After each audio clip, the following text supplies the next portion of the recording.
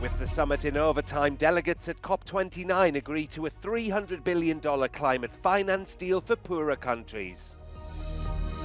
Ukraine has reportedly lost over 40% of land seized in their cross-border surprise incursion into the Russian region of Kursk.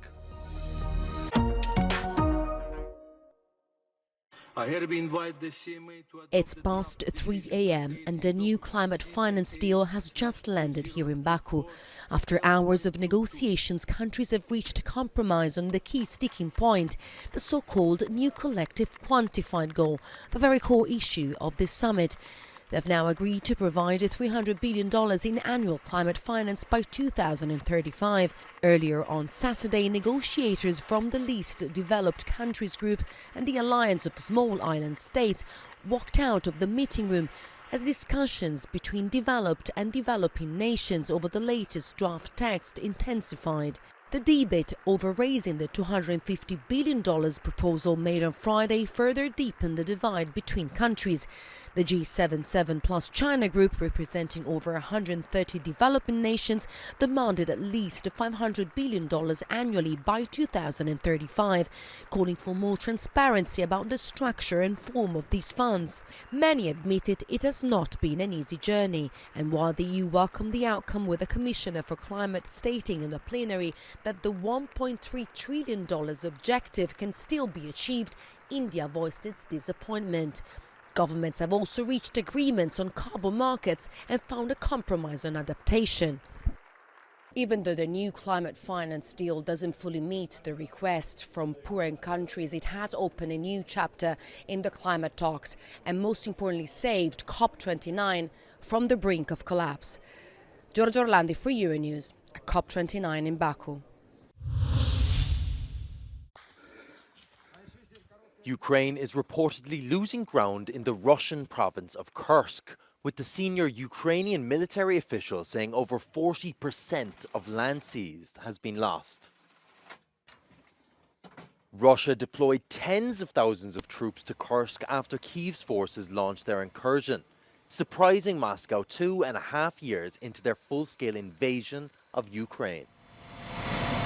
Ukrainian President Volodymyr Zelensky commented on the situation in the region, saying the goal of Russian President Vladimir Putin was to push Kyiv's troops out by January the 20th of next year.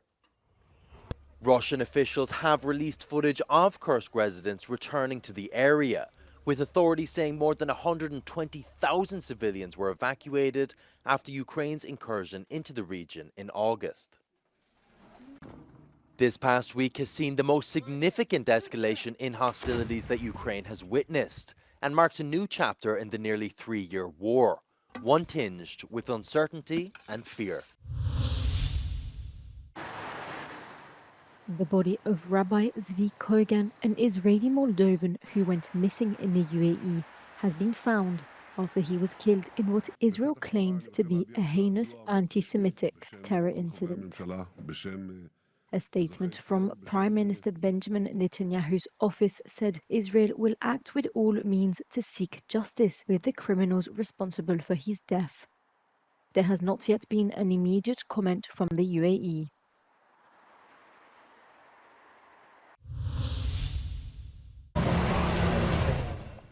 At least 20 people have been killed in Israeli airstrikes on the Lebanese capital Beirut, as diplomats scramble to broker a ceasefire. Lebanon's health ministry said 66 people were wounded in the strikes, the fourth such attacks on central Beirut in less than a week. The strikes destroyed an 8-story building, with the Hezbollah representative saying none of the group's officials were inside at the time. The latest escalation comes after US envoy traveled to the region in a bid to strike a deal to end months of fighting between Israel and Hezbollah that has erupted into a full-blown war.